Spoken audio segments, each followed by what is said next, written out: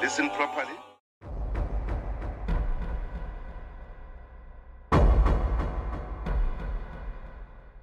Hello again, troublemakers. Welcome back to another hot crop episode of the Voetsack Files, where we expose hypocrisy, call out corruption, and say what the so-called independent institutions, and let's not forget the fake media of South Africa, won't.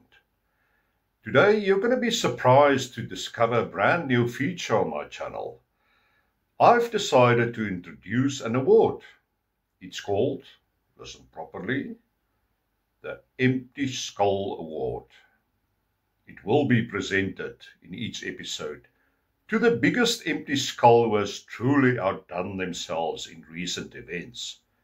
Now, the award is inspired by none other than the undisputed king of empty skulls himself, Julius. So, without further ado, the very first Empty Skull Award goes to none other than Lieutenant General Shadrack Sibiya, one of the main culprits fingered by General Mkhwanazi, whose home was raided by police yesterday. He earned this prestigious title by boldly and defiantly declaring that he will not resign, despite a mountain of evidence pointing straight at corruption and criminality. Just look at this dude. Does he really look like someone who should be a general? Even a lucky packet one. This is what a real general should and used to look like. Congratulations, Shadrack Sibiya, a true pioneer in the art of shamelessness and a worthy recipient of the very first Empty Skull Award. Okay, now that that's done, I want to thank each and every one of you for the amazing response on the last episode. Your comments mean a lot, and I've picked a few to highlight here before we get started. First one is from Ma Baker, who said, the other possibility of Russia's plane arriving next time is to rescue Squirrel and his mafia gang from being lynched. Luena Nenman, I really enjoyed your comment, even though I would rather not display it on screen. Rob Hershoff said, Voetsack ANC. Well, if you are the real deal, please let me know, because I am really one of your biggest supporters. Derek Gower said, the ANC have planned to collapse our beautiful country and then blame the USA for their demise. Well, Derek, you forgot about the 31-year-old excuse that they always use for their failings. Apartheid. Bill VDM said, there's a saying, you can't run with the hares and hunt with the hounds. Nolu Lerata said, if the US blacklisted it, then they have a good reason. Why did the plane land here? Was it to drop off nuclear waste or equipment so Iran can continue its nuclear weapons here? Well, Nolu, I'll have to reach out to my CIA contacts to find out. You know, they know about everything. Beyers Broodryk said, I am praying for war every night of my life. I've been persecuted, hijacked 4 times, and live in fear for my family. The gunshots raining outside my house every night. Oh, sadly, doesn't that sound so familiar in this country? But Beyers, I hope you have also applied for President Trump's refugee program, because it looks like you and your family are ideal candidates. John Powell said, when South Africa burns its wings, they must not cry. The ANC government is flying low over the fire by accepting the enemy in our midst. Rabateli asked, where is the South African flag? Exclamation mark and question mark. Well, Rabateli, if you look closely, I'll point them out for you. There are actually 2. There's the one, you see there, and the second one is there. So, it's not as if I don't have the South African flag in my studio. Pete B. said, you think the Russian Tupolev landing in Uppington is bad? You should watch Waterkloof where these Russian planes are landing weekly. I'll send you photos of them flying over my house as I'm staying close to Waterkloof. Well, Pete, coincidentally, I also live close to Air Force Base Waterkloof. Literally 1.3 kilometers from the main gate. I would know because I've run it. And please send me those pics and I will share them in the next episode. Stuart Campbell said, Defence Force minus the fence and everything else that is needed to defend borders. An entire division of US Marines could just walk into South Africa and take over in less than 12 hours. Well, Stuart, you won't believe how many times I've heard this scenario being discussed, especially with the state of our Defence Force. Well, just two questions I have for you. Do you really think it will take an entire division of US Marines? And do you think it will really take as long as 12 hours? All right, that's as far as the comments go for today. And please remember, I read every single one, even the nasty ones. And I truly appreciate you taking the time to share your thoughts, even the nasty thoughts. So please keep them coming. Now, at last, back to today's episode, where we are tackling something deeply disturbing. The ongoing persecution of South Africa's former police and defence force members. Men who served their country, obeyed orders and were promised reconciliation, but received retribution instead.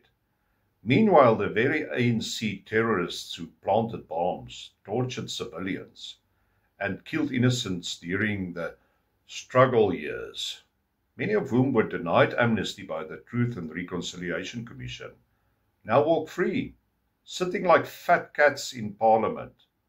This is not justice, it is vengeance. When the Truth and Reconciliation Commission was created in 1995, South Africa was told it would be a bridge between the past and the future. Its goal was simple: truth for amnesty, confession for forgiveness. 3 committees were formed: the Human Rights Violations Committee, the Reparations and Rehabilitation Committee, and the Amnesty Committee. Those who came forward, admitted their crimes, and told the truth would be granted amnesty. Both sides were supposed to be treated equally. But that promise, like so many in the new South Africa, was broken. Sorry about the Adidas. What we have today is selective justice, a witch hunt against one side of history. Over the past decade, the Hawks and the NPA have been bolstered by the government and have quietly reopened apartheid-era cases.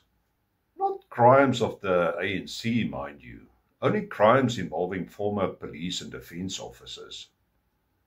These men, many in their 80s, are being dragged into courtrooms, charged for actions taken half a century ago, while the ANC's own bomb planters remain untouched.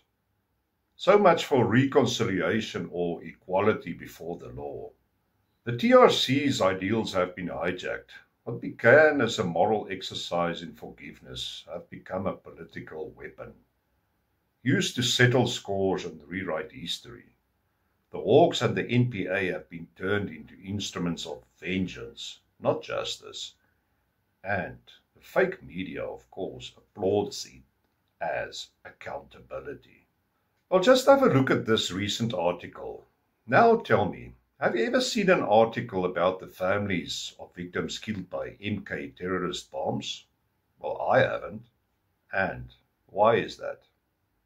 It's because they don't count. Their pain doesn't matter. Only the families of operatives killed by former security force members are deemed worthy of the so-called justice. Accountability is meaningless if it only applies to one side. Enter the Foundation for Equality Before the Law, established in 1994. Just an interesting bit of information. One of its founding members, Lieutenant General Stadler, was a man I had the honor of serving under during my time in the police service. He was a leader of true stature and integrity, kind of man who commanded respect, a real leader.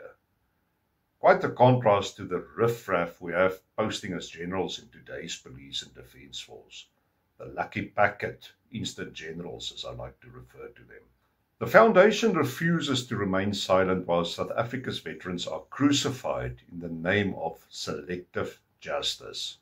They've dug up evidence, case files, and TRC transcripts showing exactly which ANC leaders were denied amnesty, Yes, denied, not granted. The public never heard about it, but the TRC itself documented ANC atrocities, bombings, assassinations, torture, all in black and white. And yet those very individuals now enjoy power, immunity, and public funding. Recently, the foundation compiled a former representation to President Donald Trump, appealing for international attention to South Africa's double standards. While Joel Pollak was still the frontrunner to become the next US ambassador to South Africa, I sent the representation to him through a close friend. The idea was for him to have the document on his desk from his very first day. However, with the unexpected nomination of Brent Bozell instead, I decided to ensure he also receives it. Since I'd already sent him my proposal on downsizing the US government's presence in South Africa, it's equally important that he knows about this issue from day one. The document lays it out clearly. The ANC's Executive Committee, as a collective, once applied for amnesty for wartime crimes. It was later revoked, meaning they were denied absolution. Just have a look at some of the names the foundation have listed in their submission. And remember, this is only a fraction of the names of ANC, MK, and other so-called liberation strugglers, terrorists, who were denied amnesty.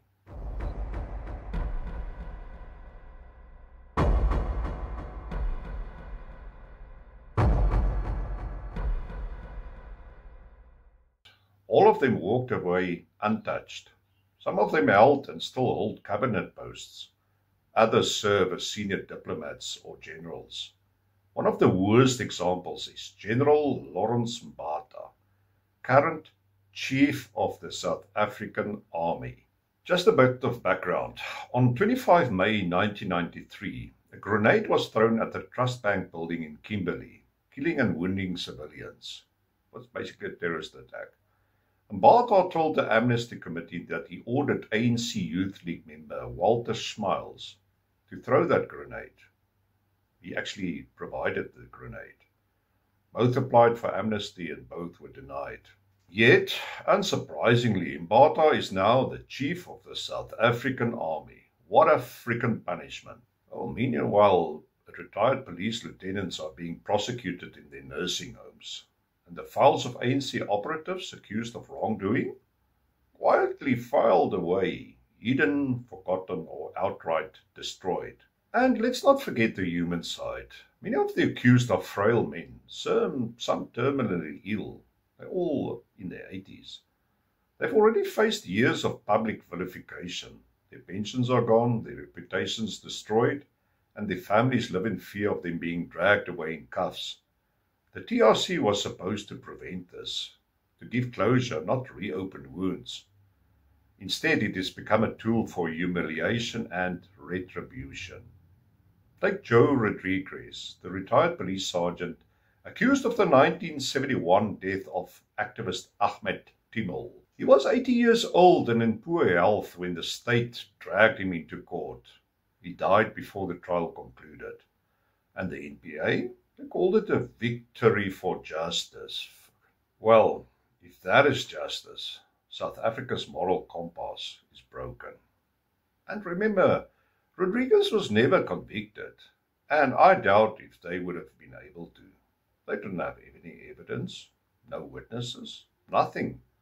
So without any of those, all it was a witch hunt, a show of abuse of power to entertain the masses. This would have been the response to a question posed on what evidence they had against Rodriguez. Ooh, there are so many things, let me tell you.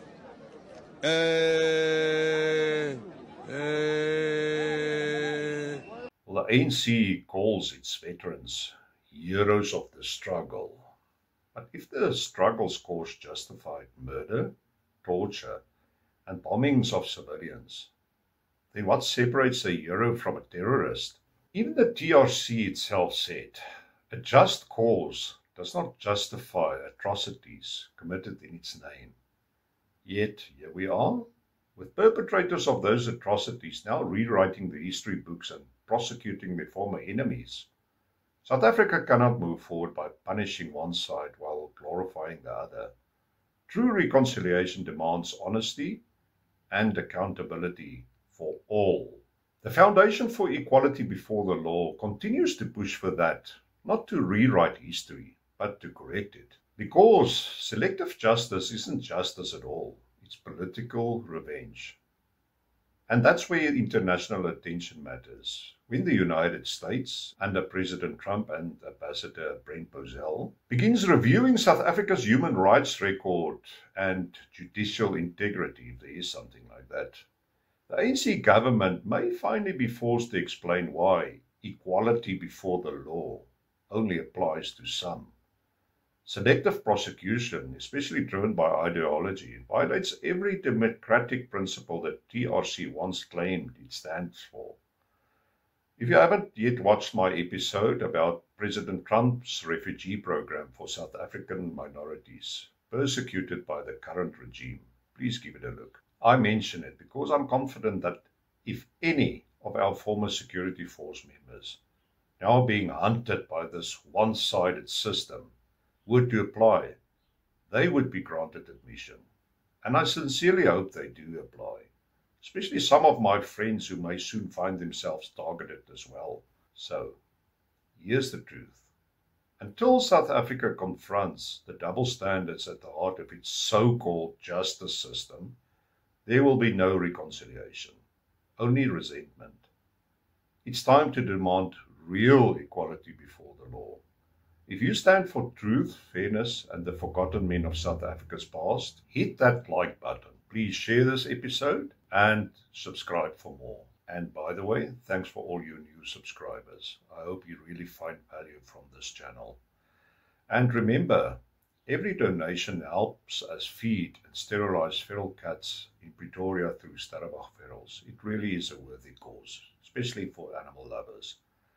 Of course, justice should always include compassion. Okay, that's it for this episode. I want to thank each and every one of you who joined me and took your precious time in watching this episode. I really hope you found it interesting. And I hope you'll join me for the next episode that's bound to be equally interesting. But until then, please keep safe and I'll see you next time. Cheers.